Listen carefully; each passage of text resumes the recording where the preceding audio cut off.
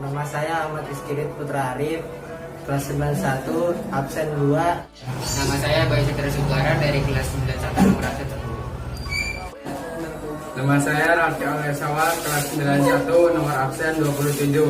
Suku Kajang adalah salah satu suku tradisional yang terletak di Kabupaten Bulukumba, Sulawesi Selatan, terletak sekitar 200 km dari arah timur Kota Makassar. Daerah Kajang terbagi dalam 8 desa dan 6 dusun. Kajang dibagi dua secara geografis, yaitu Kajang Dalam, mereka disebut Tau Kajang, dan Kajang Luar, mereka disebut Tau Lembang. 1. Rumah adat suku Kajang. Mengenai bentuk bangunan suku Kajang, sebetulnya hampir sama dengan bentuk rumah suku adat dari suku Bugis, Daton, ataupun Makassar, yaitu berbentuk rumah panggung. Perbedaannya adalah setiap rumah di suku Kajang menghadap ke arah barat. Hal tersebut memiliki makna bahwa apabila membangun rumah melawan arah terbit matahari, dipercayai mampu memberikan berkah. 2. Pakaian adat suku Kajang. Pakaian adat suku Kajang juga terbilang unik. Suku Kajang hanya mengenal satu warna untuk pakaian adatnya, yaitu warna hitam. Warna hitam bermakna persamaan dalam segala hal, termasuk pula kesederhanaan. Tidak ada warna hitam yang lebih baik dari antara satu yang lainnya, karena semua hitam adalah sama. Warna lainnya adalah warna hitam, yaitu menunjukkan kekuatan, kesabaran, derajat bagi setiap orang di depan Sang Pencipta. 3. Bahasa yang digunakan adalah suku Kajang adalah bahasa Makassar yang berdialek Konjo. 4. Perkawinan. Berbicara mengenai pernikahan, suku Kajang memiliki aturan adat tersendiri. Masyarakat adat Kajang terikat oleh adat sesama orang dalam kawasan adat. Jika tidak, mereka harus hidup di luar kawasan adat. 5. Agama. Kepercayaan yang dianut suku Kajang adalah agama Islam. Dalam bahasa Konjo disebut salang, dan Tuhan yang diyakini untuk disembah adalah Allah. 6. Senjata tradisional suku Kajang adalah badik. Kondisi perkampungan. Suku Kajang bermukim di desa Tanah Toa, Kabupaten Bulukumba, Provinsi Sulawesi Selatan. Secara geografis, daerah tersebut merupakan daerah perbukitan yang bergelombang. Dari beberapa wilayah tertentu di desa itu dapat dilihat daratan pegunungan Lompok Tabang, Bawah Gareng, dan Lembah Bantaeng di sebelah barat. Selain itu, di sebelah timur juga terlihat Teluk Bon dengan gugusan pulau-pulau 9, dan dilihat dari topografinya, desa tersebut berada antara 50 sampai 200 meter di atas permukaan air laut dengan curah hujan rata-rata 5.745 mm per tahun. Sedangkan suhu udara di sana rata-rata 13 sampai 29 derajat Celcius dengan kelembapan udara 70% per tahun. Secara administrasi, desa Tanah Toa berbatasan dengan beberapa wilayah, yaitu sebelah utara berbatasan dengan desa Lamu, sebelah selatan berbatasan dengan desa Bonto Gaji, sebelah timur berbatasan dengan desa Maleleng, sebelah barat berbatasan dengan desa Patiroa. Pembagian administrasi tersebut juga membagi wilayah desa Tanah Toa.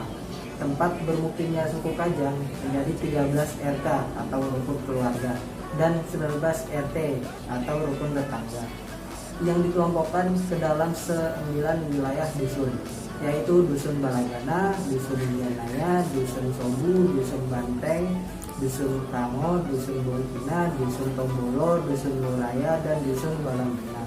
Selain pembagian wilayah tersebut, di pemukiman suku Kajang ini juga terdapat wilayah hutan.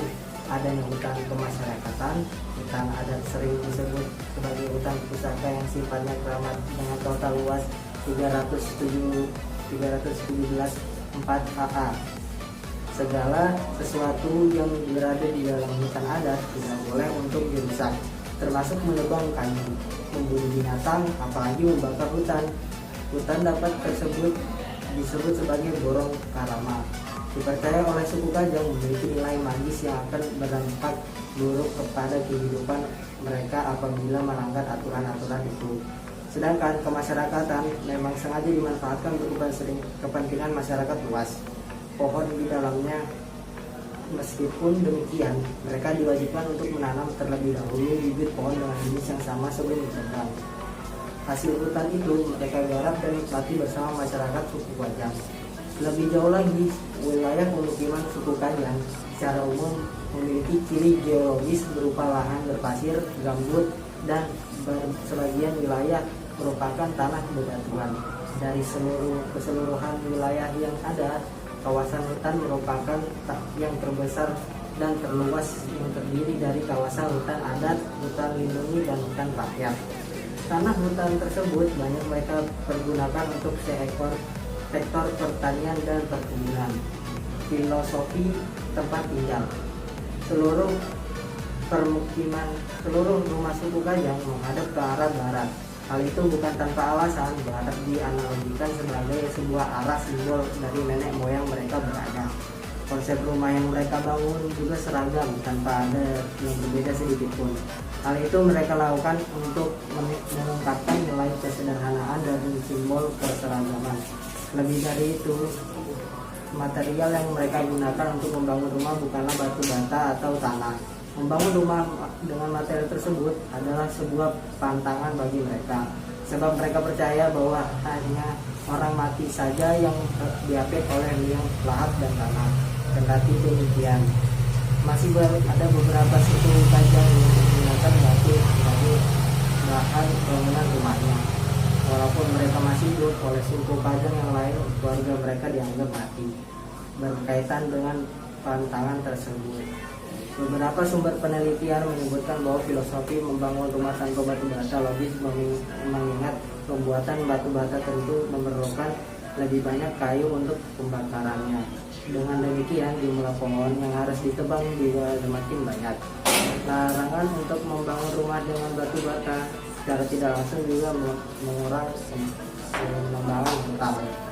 Lebih lanjut, bagian-bagian rumah suku Kajang juga memiliki beberapa filosofi. Beberapa diantaranya adalah sebagai berikut.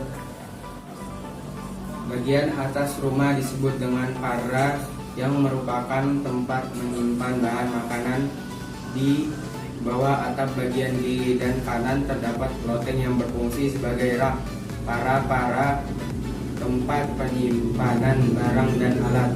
Bagian tengah disebut dengan kalebela, yang berfungsi sebagai tempat hunian.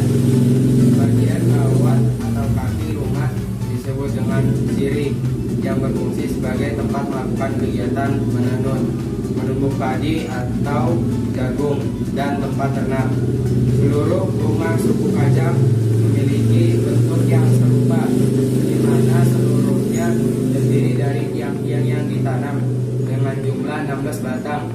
Kale Bolaya terdiri atas 3 bagian yang masing-masing dipisahkan oleh Papa Muntulang, yaitu Lata Riolo atau tempat tamu, Lata Sangma tempat tuan rumah menerima tamu, dan Tala tempat tidur kaum wanita.